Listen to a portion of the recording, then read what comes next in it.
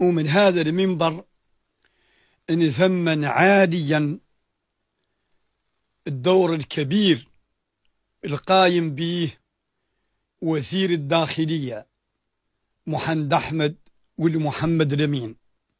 هذا الرجل اللي أثبت أن الدولة قادرة على بسط سلطتها وتطبيق قوانينها دون خوف أو مجاملة. ونختار نقول لكل المواطنين عن موريتاني ما هي ساحة مفتوحة للابتزاز السياسي، ولا هي حقل تجارب الأجندات خارجية. موريتاني فوق الجميع وتسع الجميع، ولن نقبل أبدا وبأي حال من الأحوال أن يتحول وطننا شور ساحة عبثية. ونختار نحذر جميع المواطنين وننبههم على خطورة ذيك الناس اللي تحرض ضد مؤسسات الدولة.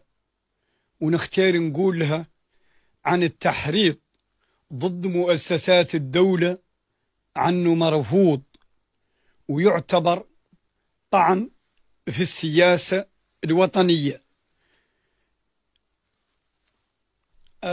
قرارات وزير الداخلية هي قرارات شرعية تحفظ للوطن أمنه واستقراره، وتمنع تسلل الفوضى والفتن المستوردة.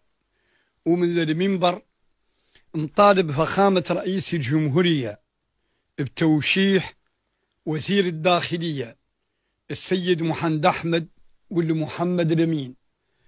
وإحنا المواطنين موشحين مبدئيا نظرا للدور البارز والمشهود اللي أدى في تعزيز الأمن الداخلي وتنظيم شؤون الهجرة وضبط الحدود وتطوير خدمات الحالة المدنية.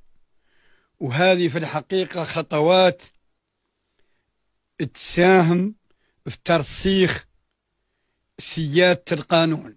إذن موشحين كمواطنين ومثمنين دوره وشادين على أياديه وطالبين لمولانا عن يوفقوا في الخطوات السديدة اللي انتهج